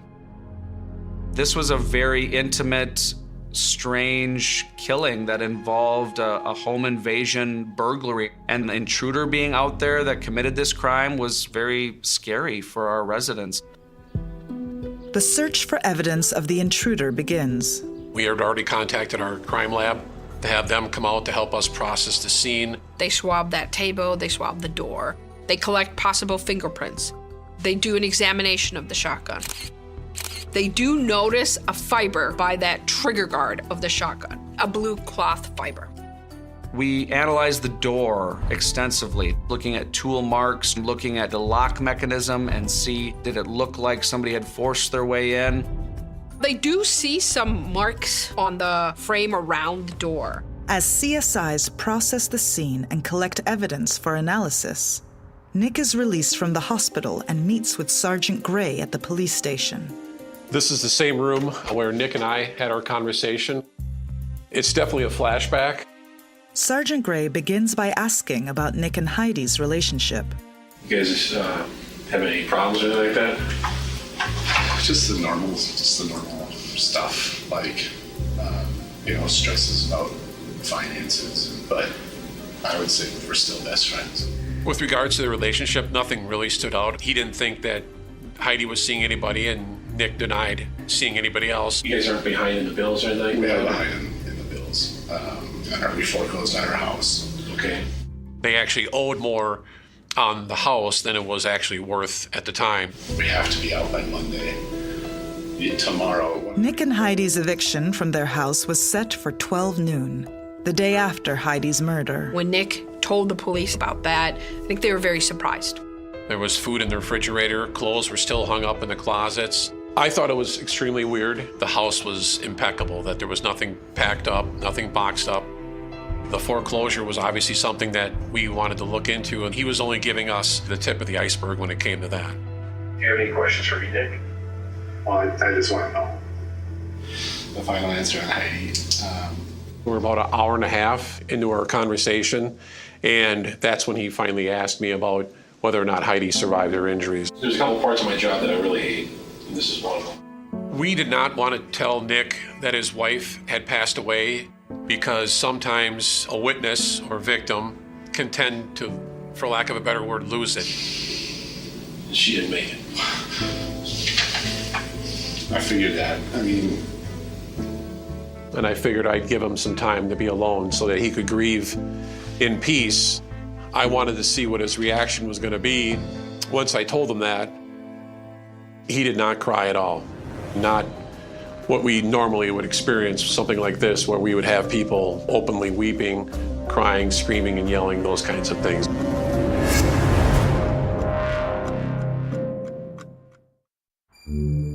At the end of the interview, police have one final question for Nick. Do you have anything to do with this? No, absolutely not. Okay. Absolutely not. All right. Why is there a party that wants to ask that? Well, Nick, I'm a police officer, okay? Yeah. I gotta ask the tough questions, all right? Nick's answer, I always equated that to a weak denial. Nick's not a man that would express his emotions, but when Nick's family came into the room, he started overtly crying and then gave his mother a hug and was, crying into her shoulder. Nick is free to go home with his family. We are just trying to gather as much information from him as possible because Nick is a victim and he is also a witness, and it is his wife that died in this incident.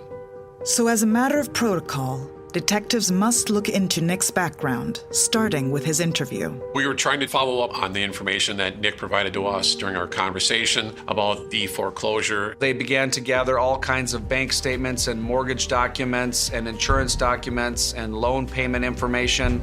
Aside from the foreclosure, their finances seem like that of any other young couple struggling to make ends meet. There are no red flags. General financial strain does not come across as a regular common occurrence for a motive for homicides that we see. Investigators soon learn that Nick has no criminal record. He runs a division of his father's company, and he's admired by his friends and family. Nick was described wonderfully by many of his friends. He was a leader in their church. Everybody said that he was a great person to be around. His marriage to Heidi is also reported to be rock solid. Nick even signs over Heidi's small life insurance payout to her family. By all accounts, it seemed like a very loving marriage. Nick very much doted on Heidi. They met in the church group. He gained a lot from that relationship because of how much she touched everyone's life. Heidi was close with a lot of people, also very kind of loyal and caring. Both Nick and Heidi's friends and families rally around Nick. Nick was obviously receiving support from both his side of the family as well as Heidi's family. But even though Nick seems like a solid witness, police still investigate whether his story can be backed up by the forensic evidence. I'd had issues with some of the things that he brought up during our conversation. I'm at the front door, so let me know. We decided to recreate the doorknob jiggling at the house. We're in the bedroom looking at the hallway. Because it was one of those things that kind of stuck out in my head, that if you're upstairs, are you really going to be able to hear somebody messing around with the front door? Sergeant Wright and Sergeant Shackle could not hear me manipulate the front of the doorknob while they were upstairs like Nick said he could. To police, the initial evidence doesn't quite line up with what Nick told them. They decide to go back to him for more details. Only there's a problem. Nicholas Firkus, his family comes from quite a bit of money, and almost immediately he hired a private attorney. And that defense attorney let us know that if we had to speak with Nick, we could do it through him. It was Nick's right to do what he wants. We obviously had more questions. Nick and his lawyer refuse to answer them. Hi. Hi. Call Josh. Shake Shackle. I'm Mike Gross. But they do help police in a significant way. 2 weeks after Heidi's murder, we were notified that Nick and his defense team had made a sketch of the intruder and that they were willing to turn over a copy of that sketch that was created with his private sketch artist. The sketch is their strongest lead to date.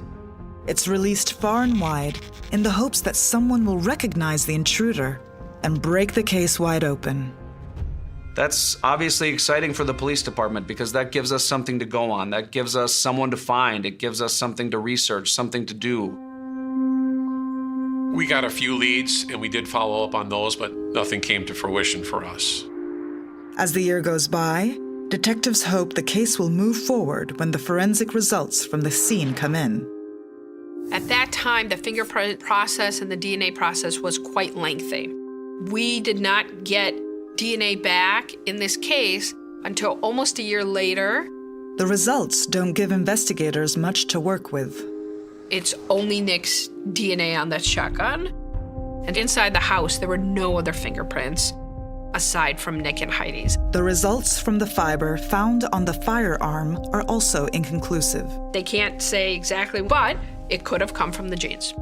On the front door, there's no third-party DNA nor fingerprints either. Since the intruder was wearing gloves, this isn't a surprise, but it's a disappointment. Desperate, investigators return to the only real evidence of the intruder they have, the sketch. Police every year around the time of Heidi's death would put this in the paper, and any tip they got, they investigated. But none of the tips lead to the intruder, and the case goes cold. Meanwhile, Nick starts dating again. Nick met someone else. He moved on. He was friends with my sister, and so we would hang out all the time. I just was like, oh, I can trust this person. He's kind to me. We had a friendship for a while before we started dating. We ended up getting married in August of 2012. But marriage to Nick comes with rules. He did not talk about Heidi. He was told not to say anything. His parents sat us down and kind of gave us just what we do, what we don't do when we're in this family. One of those things was talking to media. But Heidi's family does the opposite. 4 years after her murder, they team up with the police and the media in an attempt to re-energize the investigation. A St. Paul family spent the last 4 years praying police would find their daughter's killer. Now they're asking the public for help. Heidi's mom and dad were very patient, very loving, very kind, but I think that they started to reach a point where they didn't want to be silent any longer because they were looking for answers and looking for information. It's been difficult because of the way that Heidi was taken. There were some suspicions within Heidi's family and that Nick was potentially hiding something about the financial situation. Well, it's certainly the biggest challenge we've ever faced. there's these other layers to that we're hoping to get some relief from. Police now want to talk to her husband again, but they say the husband doesn't want to talk to them. And we know there's at least one person, if not more, that knows exactly what happened. When you say at least one person, are you talking about Mr. Firkus? Well, we would love to sit down with Mr. Firkus again if he ever desires to do so. Police want to ask Nick about the inconsistencies in his story about the intruder and whether Heidi knew about the foreclosure. Her family says she didn't. Her family was very clear. No one in her family did she tell about this foreclosure. That was completely contrary to anything in Heidi's personality or the way she conducted any part of her life. On the advice of his lawyer, Nick continues to stay silent. Instead, Nick's lawyer responds publicly. There was a lot of press in the paper, and there were comments from his attorney that they had evidence and proof that Heidi Firkus knew about this eviction and lockout that was coming the day after her murder. But Heidi's family doesn't believe it. As they continue to question Nick's foreclosure story, the investigation takes a surprising turn. We received a phone call, and it was a very exciting day. I remember it very clearly that a woman had called, and she said, "I know who's in that sketch." She said that he frequented our downtown Skyway system, and she said his name was Michael Pye.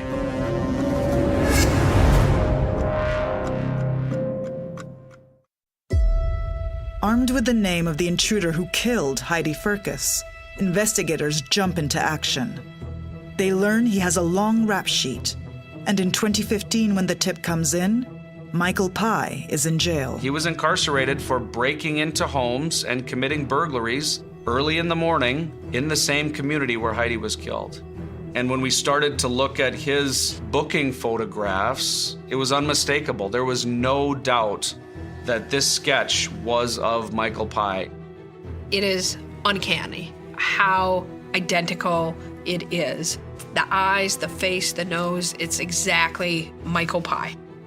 I could not wait to go talk to him. We scheduled an appointment with the Department of Corrections so we could get up there and interview him. We introduced ourselves to Mr. Pye, and we told him who we were and why we were there, and he said something about, "I've never killed anybody." I pulled out the sketch, and I remember him just staring at the sketch and saying, "That's me." Except it's not. Michael Pye was in prison at the time of the murder. We have jail records, video evidence, and everything else that shows there was no way that he was the intruder. It's a huge setback. But now investigators want to know, how did Nick Firkus come up with such a detailed sketch of a real burglar who was in jail? And what they found was his picture and news articles were prominently in the paper around that time. It's not hard to make the guess that that sketch was made based upon a newspaper clipping where his photograph was in the news, and that it was created possibly in an effort to set him up or frame him. And that man, now out of prison, spoke tonight. If I wouldn't have been locked up, I would have had a murder case. After Mr. Pye was cleared and the intruder was removed from the possibilities list, we started to narrow the focus more on Nick.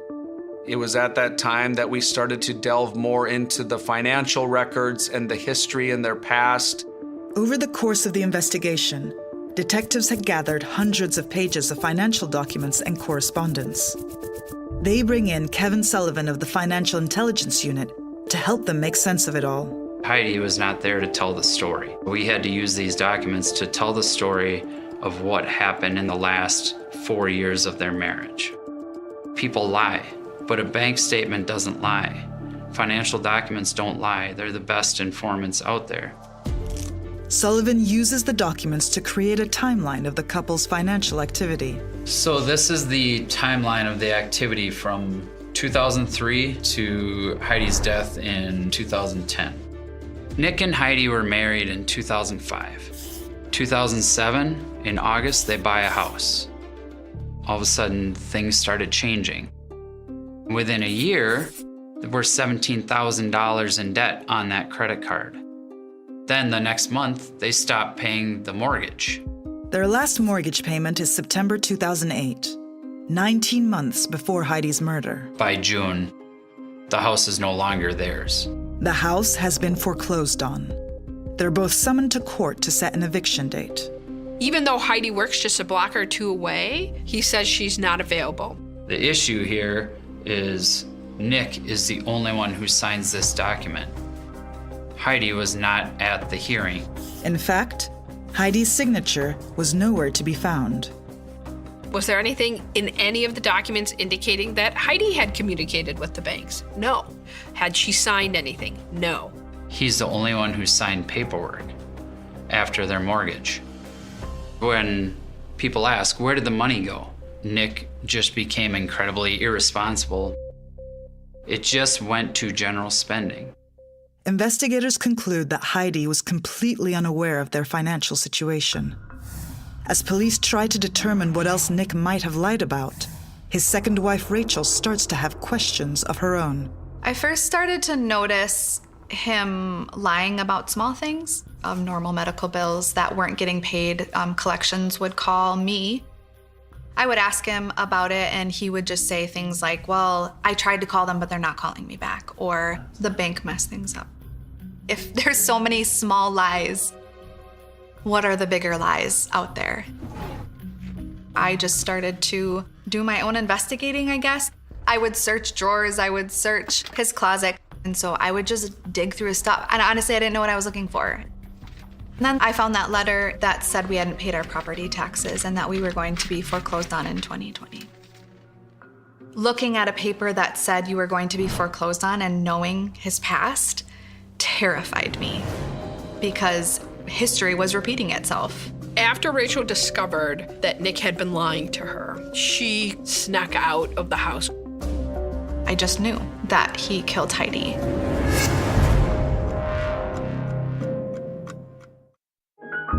Eight years after Heidi's murder, Rachel Firkus files for divorce from Nick. When St. Paul police hear about the proceedings, they reach out to her hoping she'll talk.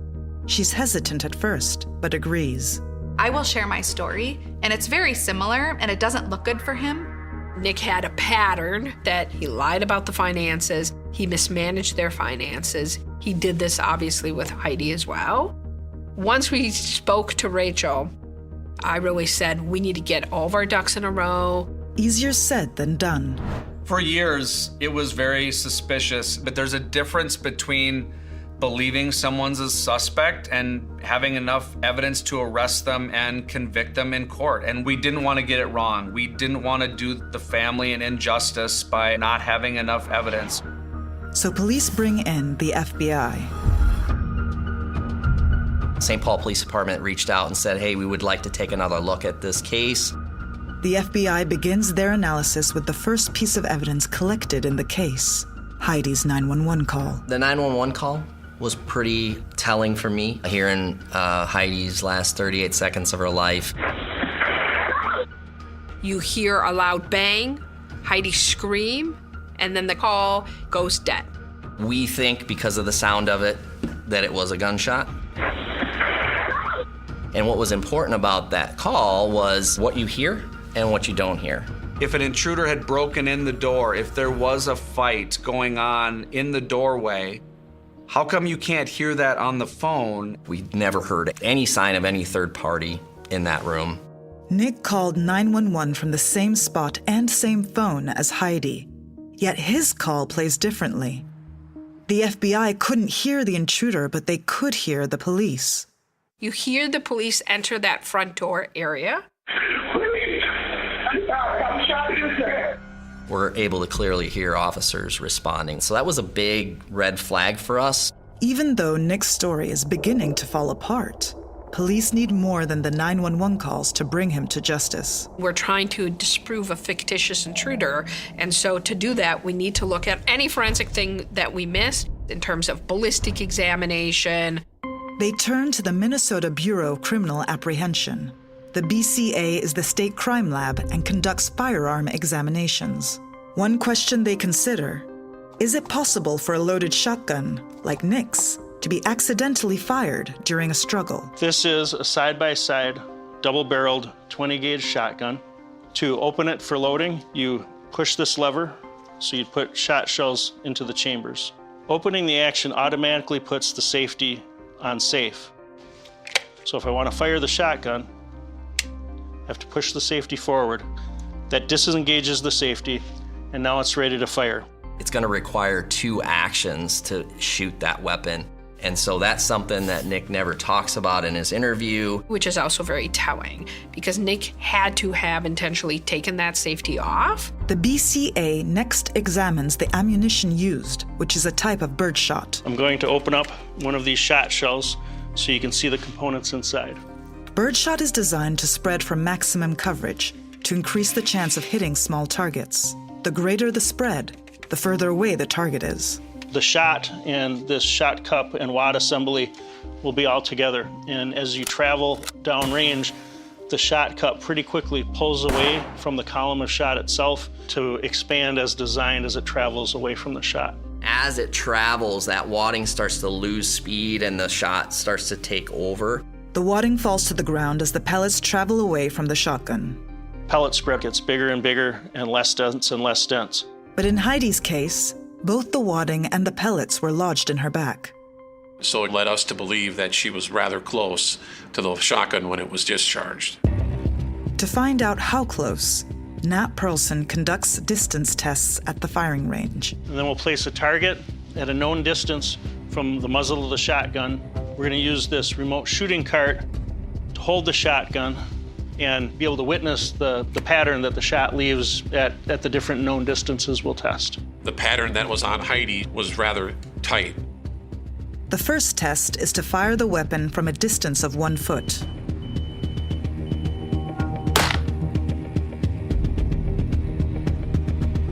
So this is the shot pattern at 1 foot, 1 hole. It's probably about the dimensions of the end of the barrel. We're gonna back it up so we have a further distance, 3 feet. It's right around 3 feet. And see what pattern we get with that. At 3 feet, the shot pattern is already visibly different. Kind of see the shape of individual shot at the very periphery here. A little bit of separation of shot from that main mass. The target is then backed up to 9 feet. And on this final shot, we actually have a shot all the way outside that main pattern. 5.5, 6 inches at the widest. Agent Perlson determines the muzzle was less than 9 feet away from Heidi when it was fired by comparing this shot pattern to the one on her body. This distance will help police determine where the shooter must have been standing to shoot Heidi in the back. Investigators reanalyze the crime scene to see if they can confirm how the struggle played out. That entryway is very small. When you look at the photos, they almost give an impression that it's a little bigger than it actually is.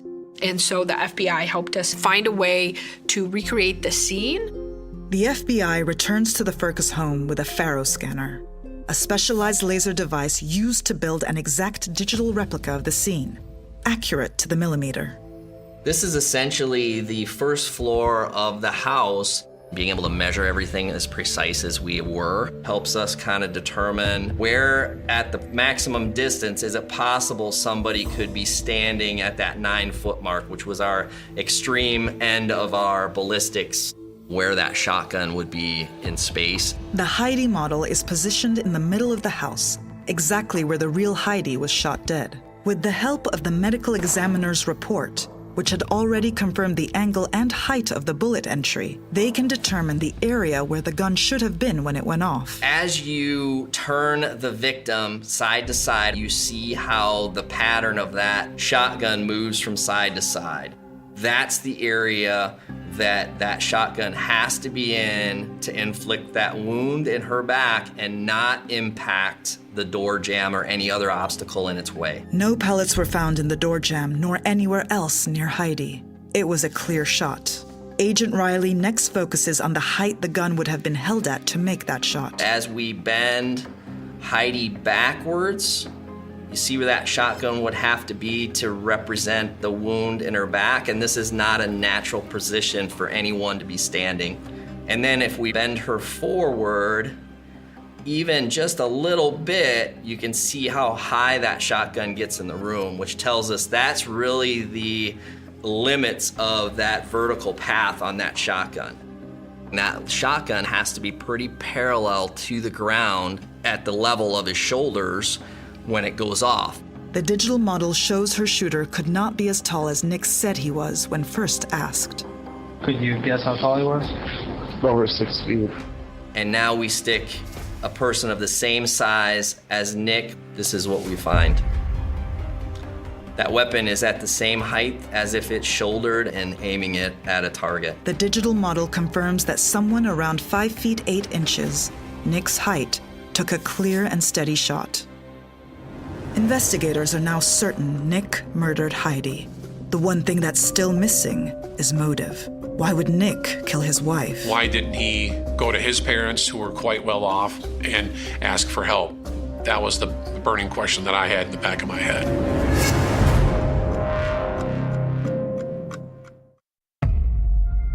Nick Firkus is now the only suspect in his wife Heidi's murder. But by all accounts, he had no reason to kill her. Nick's motive was not obvious. Investigators returned to Kevin Sullivan's analysis. This is the document that states an absolute time that they would be evicted on April 26 at noon, which is the day after Heidi was murdered.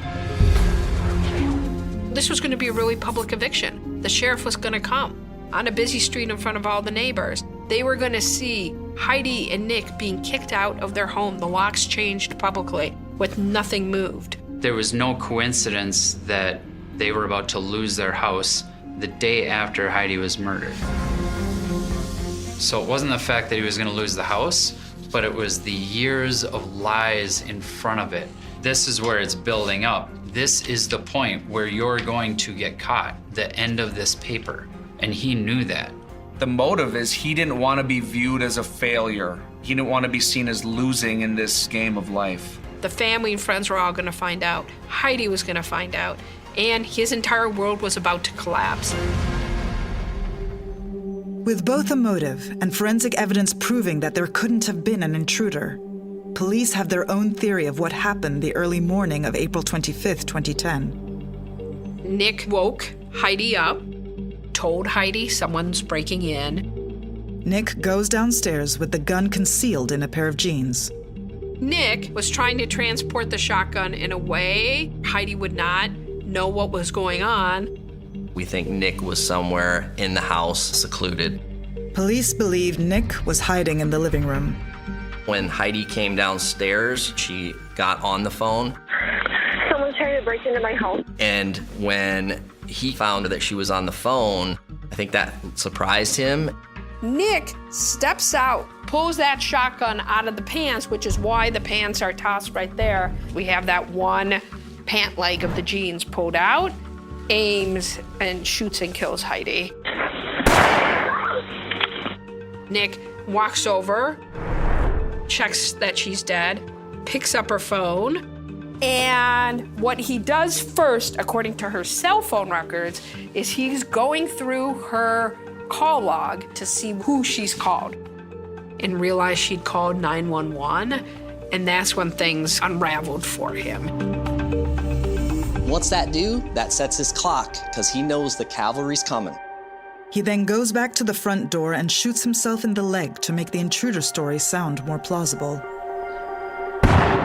If you're going to shoot yourself with a 20-gauge shotgun, where would be a safe place to do so?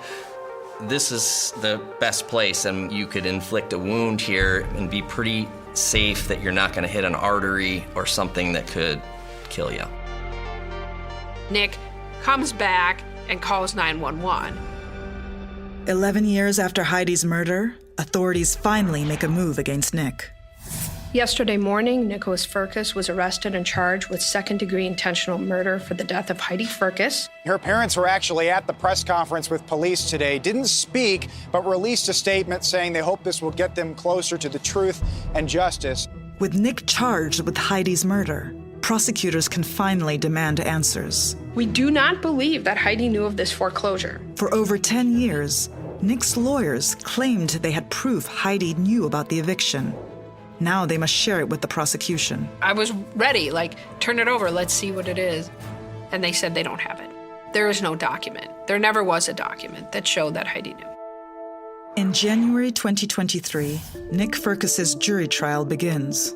There was not a single seat open. The family of Heidi Firkus packed the courtroom for this morning's hearing. There were people sitting on the floor. There was an overflow room.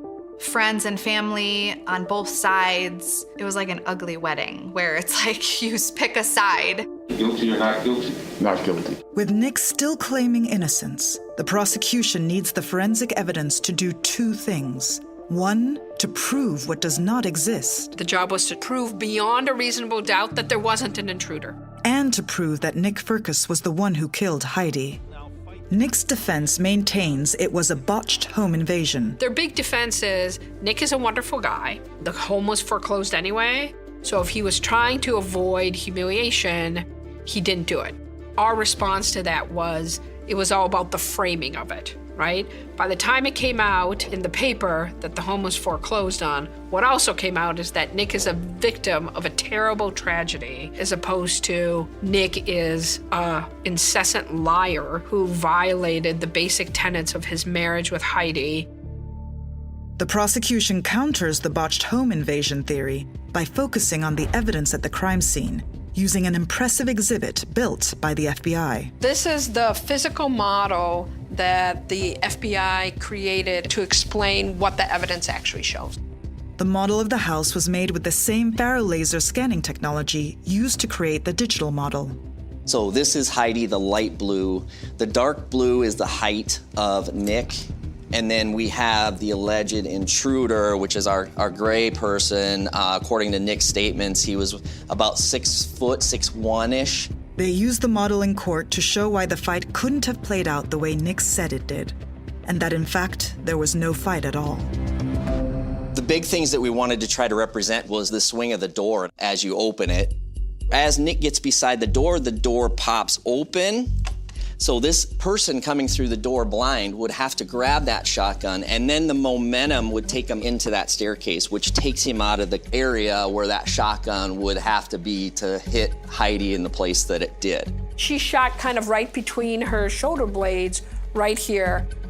So that was a big piece. The other piece that's hard to really get is as that shotgun is being fired, the likelihood of that being perfectly level with two people fighting over is just not possible.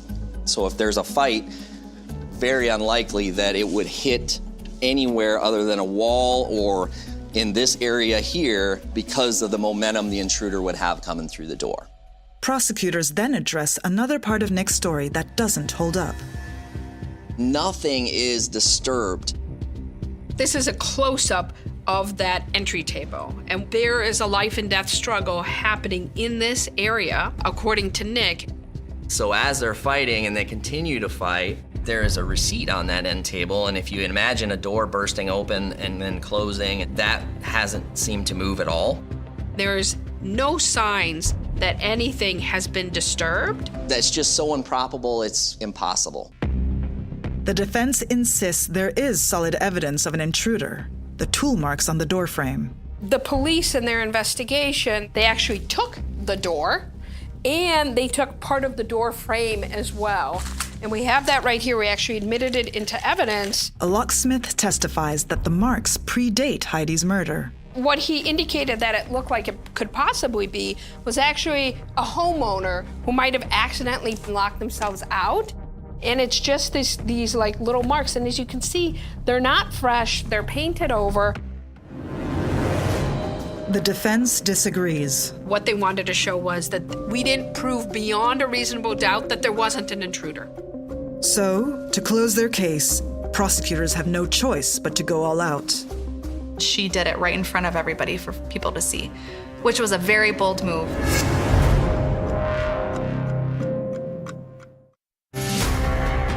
A jury is hearing closing arguments for a murder trial in Ramsey County today. The defense team argues that Nick wouldn't have had time to shoot himself before calling the police. The time between the end of Heidi's 911 call and Nick's call is only 65 seconds. So in our closing argument, we set up a timer, and we set up a timer for 65 seconds and essentially reenacted it, right? We had the shotgun, my co-counsel fired, walked over, and this is while a giant clock was ticking, then went back over, aimed the shotgun, shot themselves, and then went back over to the body. When we did it during closing argument, we had quite a few seconds left, and then, kind of ended on that. I think that solidified everything. I mean, after she did that, it was silent. Granted, I wanted to stand up and applaud her. The jury deliberates for just a few short hours. You could hear a pin drop in that courtroom because it's coming to an end. You have a family who has lost a daughter forever. None of this should have happened. A jury found Nicholas Firkus guilty of murdering his wife in their St. Paul home more than 10 years ago. It's a small relief to Heidi's family. I really miss my sister. And while I know nothing will replace the void of her not being here, the load is lighter knowing the fight for the truth of her story has been won. While I understand the jury's verdict and the sentence you must give, I do maintain and will maintain to my dying breath my innocence of this crime. Nick Firkus is sentenced to life in prison without parole. The Heidi Firkus case is something that none of us will ever forget because we spent so much time and sweat and tears at times trying to bring justice for her and for her family. They had lived with Nick's version of events for so long. To finally be able to have the truth was very important to them. Heidi was someone who was very, very loved.